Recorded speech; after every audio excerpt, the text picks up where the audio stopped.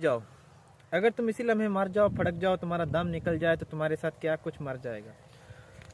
दुनिया के मशहूर तरीन मोटिवेशन स्पीकर में से एक सियाफाम लिज ब्राउन ने छेद देने वाली आंखों से अपने नाज़रीन को घूरा और कहा, और आखिर में, अगर तुम अभी मर जाओ तो अपने साथ क्या कुछ ले मरोगे, कितने ख्वाब, कितने आइडियाज़ अपने साथ ले मरोगे। ये सब कुछ ऐसे संदूक की माना तुम्हारे साथ कब्र में चला जाएगा तो जो कभी खुला ही नहीं था।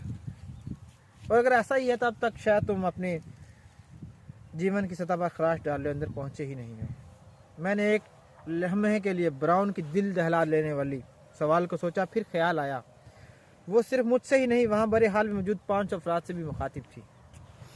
वो सब मेरी तरह अपनी पसलियों में गूंसा मारने वाले सवाल के शहर में मुब्तला थे। अगर तुम इसी लम्हे मर जाओ तो क्या कुछ अपने साथ ले मरोगे।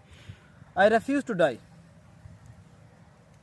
And in lord life. मैं मरने से इनकार करता हूँ। क्या अभी तो मैंने जीना भी शुरू नहीं किया।